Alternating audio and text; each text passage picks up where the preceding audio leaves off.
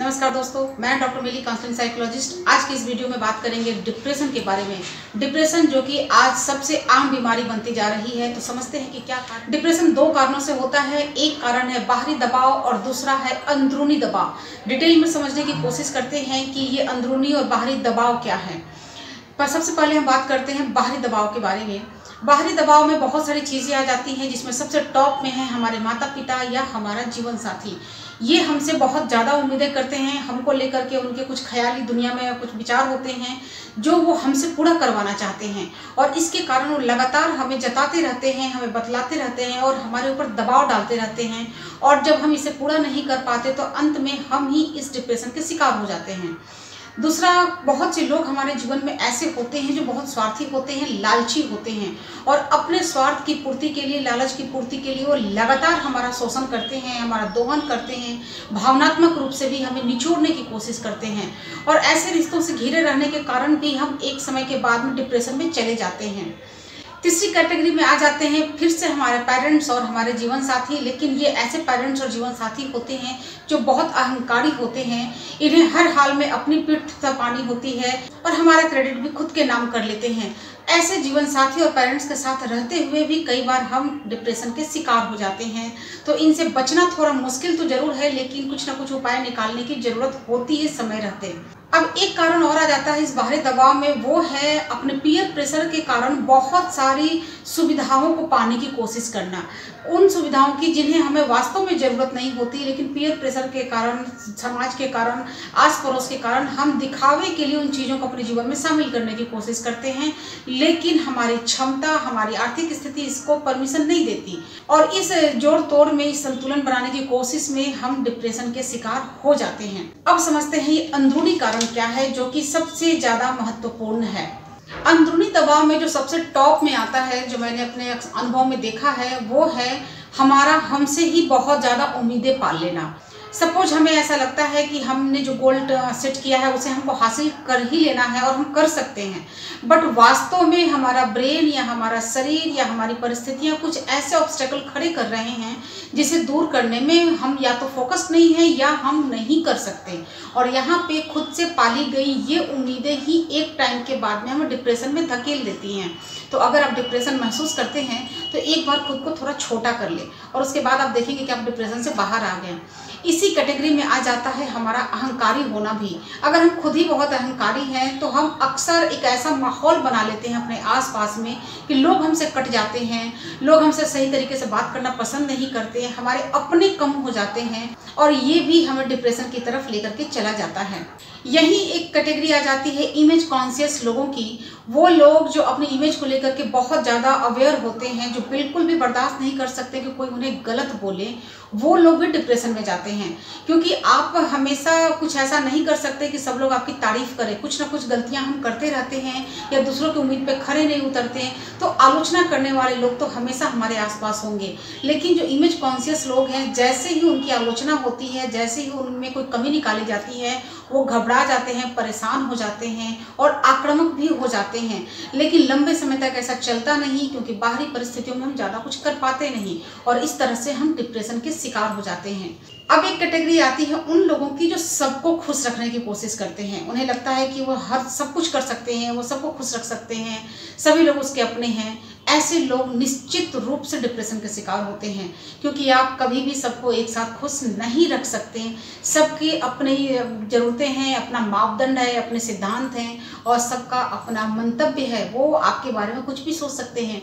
ऐसे में आप सबको खुश नहीं रख सकते, और जब आप लगातार खुश करने की कोशिश करते हैं और जब अपने आसपास आप फिर भी कुछ दुखी लोगों को देखते हैं जो आपसे दुखी हैं, तो आप इस चीज़ को बर्दाश्त करना थोड़ा मुश्किल देखते हैं और आप डिप्रेशन के शिकार हो जाते हैं।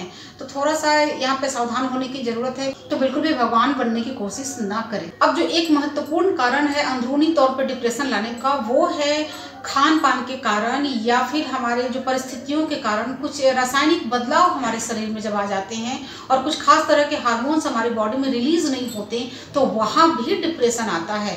तो अगर चारों तरफ से सब कुछ ठीक हो तो वहाँ पे ये थोड़े बहुत मेडिसिन के साथ ही ठीक हो जाता है। बट अगर आप मेडिसिन ले रहे हैं और हफ्ता 10 दिन लेने के बाद भी कोई इम्प्रूवमेंट नहीं हुआ तो निश्चित रूप से आपके जीवन में डिप्रेशन के दूसरे कारण है जिस पर काम करना ज़्यादा मुश्किल भी होगा और ज़्यादा जरूरी भी है। ये तो हुए डिप्रेशन के अंदरूनी और बाहरी कारण। अब समझते हैं कि इसका उपाय क्या करें। तो जो सबसे अच्छा उपाय होता है कि अगर आपके पास आपकी माँ है तो अगर वो पास में है तो उनके पास जाकर के बात करें, और अगर दूर हैं तो फ़ोन से बात करें, या फिर अगर दोस्त हैं तो उनसे बात करें। टॉप में माँ आती है क्योंकि माँ के साथ हमारे शरीर का रासायनिक संबंध होता है। जब हम पेट में होते हैं तब भी हम माँ के साथ सिक्योर महसूस करते हैं, रिलैक्स महसूस करते हैं। और जब हम जन्म लेके धरती पर आते हैं और बहुत से अनजाने आवाज़ों के बीच में खुद को पाते हैं तो वहाँ माँ की ही वो आवाज़ होती है जो हमें रिलैक्स करती है, हमें सिक्योर करती है। तो इस आवाज़ के साथ ही हमारा कनेक्शन ऐसा बना हुआ होता है कि हम बहुत रिलैक्स हो जाते हैं। और अगर आप डिप्रेशन महसूस करें, थोड़ा लो फील करें, तो माँ से बात करके आप अपने मूड को तुरंत चेंज कर सकते हैं। तो माँ से संपर्क बनाए रखना बहुत ज़रूरी है। और अगर किसी कारण से माँ अवेलेबल ना हो या नहीं हो आपके जीवन में तो अपने दोस्तों को इस कैटेगरी में अपना सकते हैं। हमारे दोस्त हमें हर मुश्किल से बाहर निकालते हैं, एक बहुत अच्छा वो इमोशनल सपोर्ट सिस्टम बनाते हैं हमारे आसपास। तो दोस्तों को तो बिल्कुल वैल्यू देना ही। दूसरा उपाय है जगह को बदल देना। आप किसी नए जगह पे चले जाएं, लेकिन ध्यान रखें कि किसी भी टॉक्सिक रिलेशनशिप वाले लोगों के पास ना जाएं। आप अगर कहीं नहीं जा सकते तो किसी दूसरे स्टेट में जाकर के, कहीं रेस्ट हाउस में जाकर के कुछ दिन बिता लें। आपको 2-4 दिन बाहर बिताने के बाद भी काफ़ी रिलैक्सेशन महसूस होगा और ये भी आपको डिप्रेशन से बाहर लाने में मदद करेगा। तीसरी चीज़ आप कर सकते हैं, अपनी लाइफ में थोड़ा एडवेंचर शामिल करें। आप झूला झूल सकते हो, इस तरह के जो डरावने होते हैं। आप पहाड़ पे चढ़ सकते हो, आप स्विमिंग सीख सकते हो जो आपने कभी नहीं किया। तो कुछ एडवेंचर लेकर के आए, ये भी डिप्रेशन से बाहर लाता है। और एडवेंचर को शामिल करके जब हम डिप्रेशन से बाहर आते हैं तो ये हमारी पर्सनालिटी को भी पॉजिटिवली इफेक्ट करता है। चौथा तरीका है कि आप अपने पहनावे में पूरी तरह से बदलाव लेकर के चले आएं। अपने पहनावे में पूरी तरह से बदलाव ला करके भी हम डिप्रेशन से बाहर आते हैं, क्योंकि जब हम एक नए लुक में अपने आप को देखते हैं तो या तो हम अपने आप को क्रिटिसाइज करते हैं या अप्रिशिएट करते हैं, और ऐसा ही बाहर के लोग भी करते हैं। और कुछ भी जब हम ऐसा कर पाते हैं जिसमें हम खुद को अप्रिशिएट कर पाएँ तो वो चीज़ भी हमें पॉजिटिवली इफेक्ट डालती है और डिप्रेशन से बाहर लाती है। तो डिप्रेशन के दौरान अपने पहनावे को बदल देना एक बहुत ही सस्ता और अच्छा उपाय होता है। खरीदारी करने की बात नहीं कर रही हूँ, जो भी आपके पास है उसी में चेंज लाने की कोशिश करें, और अगर अफोर्ड कर सकते हैं तो नई खरीदारी कर लें। पांचवा तरीका है बेसहारा लोगों की मदद करें। सड़क पे निकल जाएं, कोई भी आपको अगर बेसहारा दिखता है, भूखा दिखता है तो उसकी थोड़ी हेल्प करें और धीरे धीरे इन लोगों के बीच में समय बिताना शुरू करें। जब आप इन लोगों की तकलीफें देखेंगे, परेशानियां देखेंगे तो आपका ब्रेन ही लॉजिकली आपको ये बताएगा कि आप कितने लकी हो, आपके पास क्या क्या चीज़ें हैं, और इस तरह से भी आप डिप्रेशन से दूर हो जाओगे। और सबसे लास्ट में आता है खान पान। हालांकि सबसे पहले लोग इसी को फोकस करते हैं, लेकिन हर बार हमारे खान पान में बहुत ज़्यादा बदलाव संभव नहीं होता, क्योंकि जहाँ तक हम अवेयर होते हैं हम अच्छा ही खा रहे होते हैं। तो खान पान में बदलाव लेकर के आएँ, थोड़ा कच्ची चीज़ों को ज़्यादा खाएं और फ्रूट ज़्यादा लेकर के आएँ, सब्जी ज़्यादा खाएं। बहुत से फल हैं जो हमें डिप्रेशन से बचाने में मदद करते हैं, जिसमें वाटरी जो फूड होते हैं, जिनमें वाटर ज़्यादा होता है, जैसे केला हो गया, जूसी फ्रूट्स हो गए, ऑरेंज वगैरह हो गया, उन सब चीज़ों का कंजम्पशन आप बढ़ा दें, इससे भी आपको फ़ायदा मिलेगा। और last but not least, exercise शामिल करें। एक्सरसाइज करने के दौरान आपके बॉडी में डोपामाइन रिलीज होता है, और डोपामाइन हैप्पीनेस को इंक्रीज करने वाला हार्मोन है। और एक्सरसाइज करने से आप घर बैठे सबसे सस्ते ढंग से डिप्रेशन से बाहर आ सकते हो, और श्योर एंड सर्टेन रिजल्ट ये देता ही देता है। तो बाकी की सारी चीज़ें अपना प्रभाव देने में टाइम भी लेती हैं, बट एक्सरसाइज इमीडिएटली इफेक्ट डालता है। अगर इन सारी चीज़ों को करने के बाद भी आप डिप्रेशन से बाहर नहीं आ पा रहे हैं, देन आप इमीडिएटली विदाउट लेट किए किसी साइकोलॉजिस्ट से ज़रूर मिलें। हो सकता है कि कुछ बातें लाइफ में ऐसी हों जो हिडन हो, समझ में नहीं आ रही हों, और उनको फाइंड आउट करके आप डिप्रेशन से बाहर आ सकते हैं।